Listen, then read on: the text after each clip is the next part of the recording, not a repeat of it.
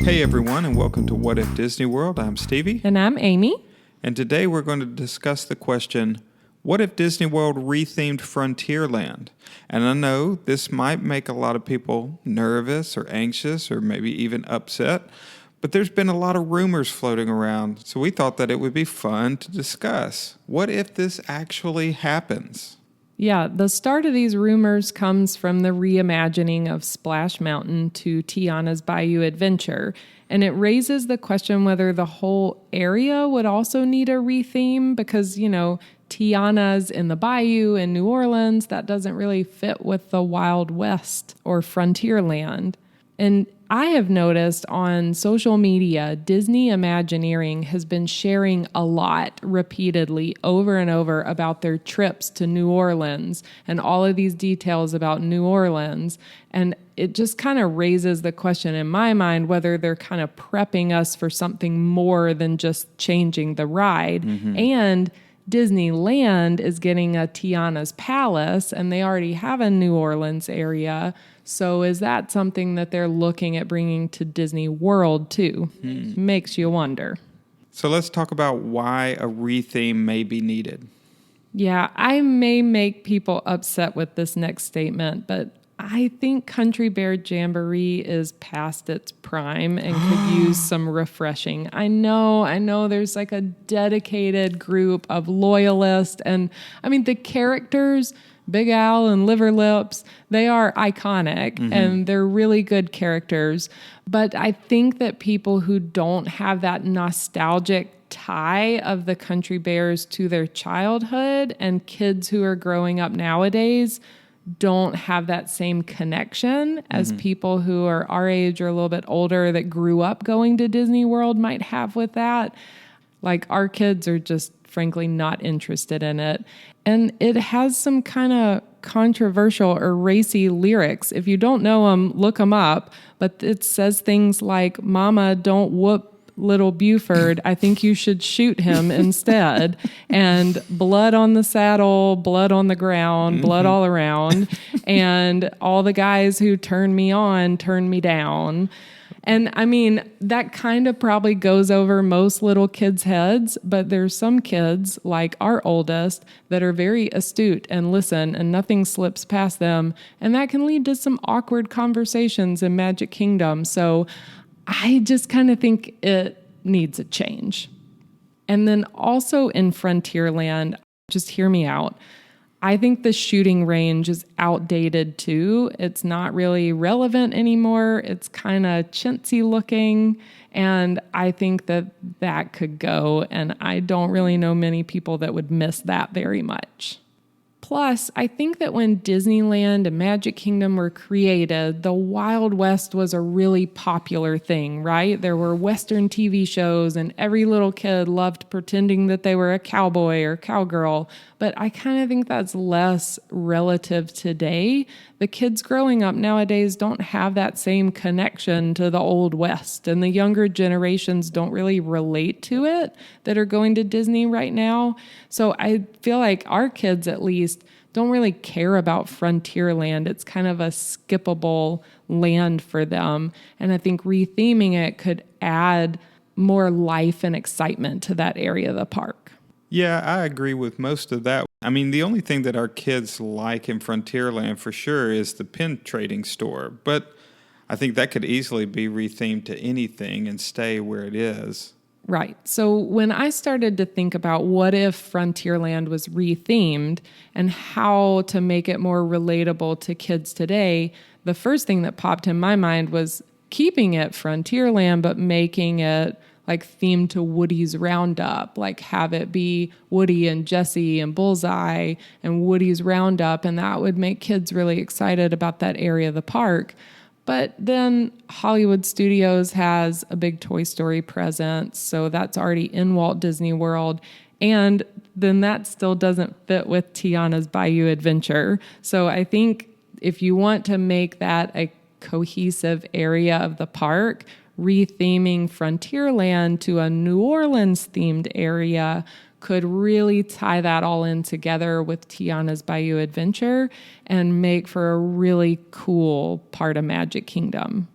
So the most obvious thing that could be changed would be Pecos Bill's Tall Tale Cafe.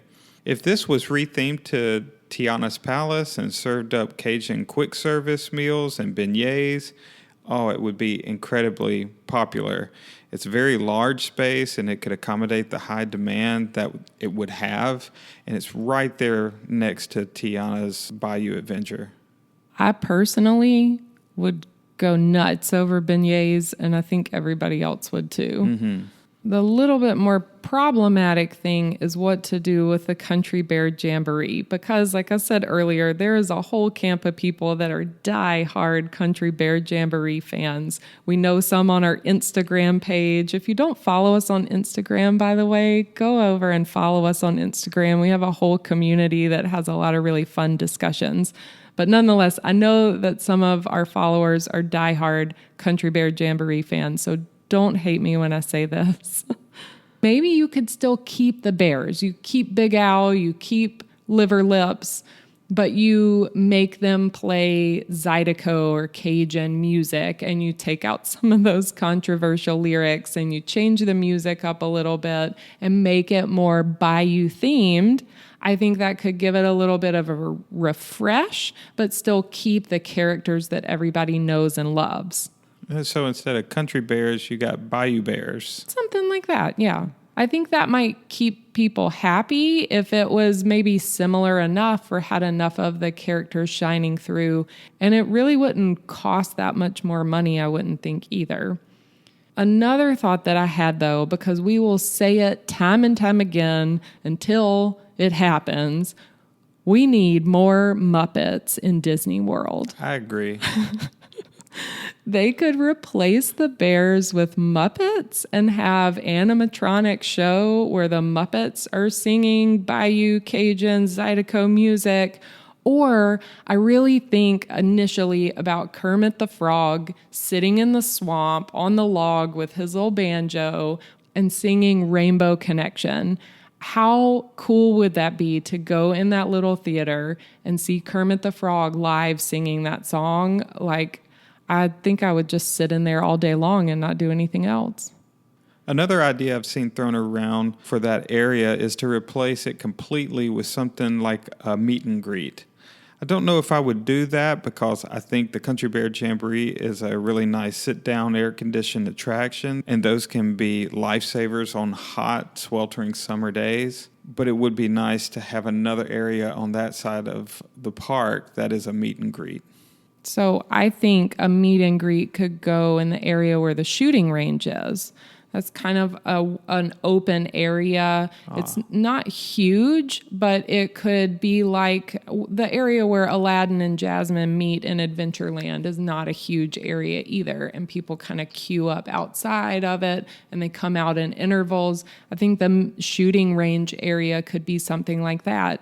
And maybe it could rotate. It could be Tiana or Naveen or the alligator or even the villain during the Halloween party. Dr. Facilier could be there. Mm-hmm. So that would be something that would be really cool. And then if Tiana was meet and greet over there, close to her ride and her restaurant, then in the princess meet and greet area over in Fantasyland could be another princess if Tiana's meeting over close to her ride. I think it would be a really good use of space. Mm-hmm. And then the Frontier Trading Post could stay a Penn store with just a New Orleans retheme. They might want to put some Tiana-specific merch somewhere over there, too. So maybe part of that could be some Tiana-specific merch, too. I don't know. And then the question comes in, what to do with the Diamond Horseshoe? Because that's kind of more Frontierland theming. It's an old saloon-type feel. But the food at Diamond Horseshoe is the same as Liberty Tree Tavern because they share a kitchen. They're right next door to each other. And that's the transition into Liberty Square. So it wouldn't be Cajun food, but Liberty Tree Tavern serves up good Southern home cooking comfort food, which is very much New Orleans type food too. Mm-hmm. So I think that it could still fit fit, just changing the building a little bit to look more in keeping with New Orleans architecture rather than an old saloon type architecture. And, they have the stage in the Diamond Horseshoe. You could even have a jazz band playing up there or a piano playing some jazz music. And that would be cool. And I think that I see a lot of open Diamond Horseshoe reservations. I don't think that restaurant fills up. But if you gave it a bit of a refresh and added something cool like some live music, it might become a really popular place to eat in Magic Kingdom because the food is excellent. Mm-hmm. And one more thing I'll add is that the Liberty Belle steamboat actually fits incredibly well with a New Orleans area theme. On the Mississippi River in New Orleans, you see steamboats. So seeing a steamboat passing by would not break in any way the immersiveness of a New Orleans land. It would fit perfectly, actually, and still keep you immersed in that New Orleans area land.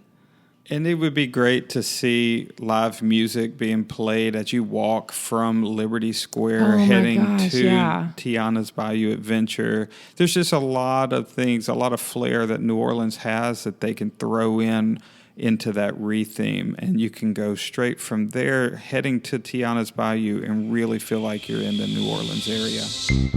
Well, those are our ideas. Tell us what you think. Do you think Frontierland should be rethemed at all to New Orleans, or would you like to see it stay the same? Why don't you comment below? Let us know what you think. What would your ideas be? If you like our content, please don't forget to like and subscribe. Until next time, keep dreaming.